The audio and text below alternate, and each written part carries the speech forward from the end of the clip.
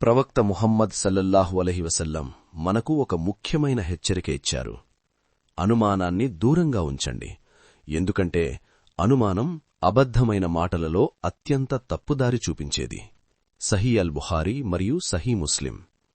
మన జీవితంలో చాలా సమస్యలు ఒక చిన్న అనుమానంతోనే మొదలవుతాయి.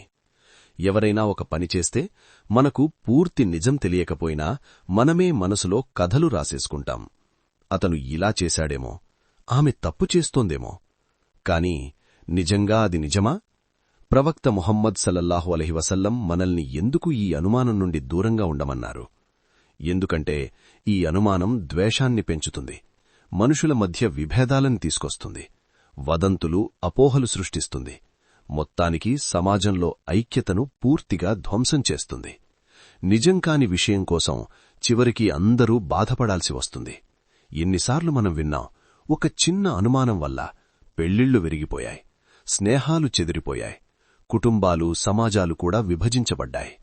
చివరికి నిజం తెలిసినప్పుడు మనమే ఎంత పెద్ద తప్పు చేశామో అర్థమవుతుంది. అప్పుడు పశ్చాత్తాపం తప్ప ఇంకేమీ మిగలదు. అందుకే ఇస్లాం మనకు చెబుతోంది, తీర్పు ఇవ్వడానికి ముందు అర్థం చేసుకోవాలి, ఇతరుల పరిస్థితిని తెలుసుకోవాలి. వారికి మంచి కారణాలు ఉండవచ్చు.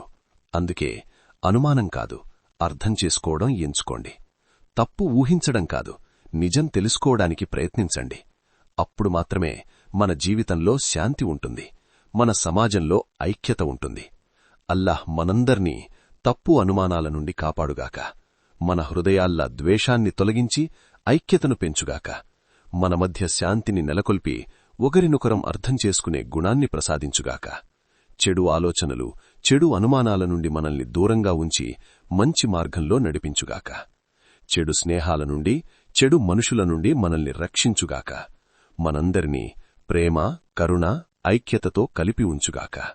అల్లాహ్ మనందరికీ సన్మార్గం చూపి మన జీవితాల్లో శాంతి, సుఖం నింపుగాక. ఆమీన్.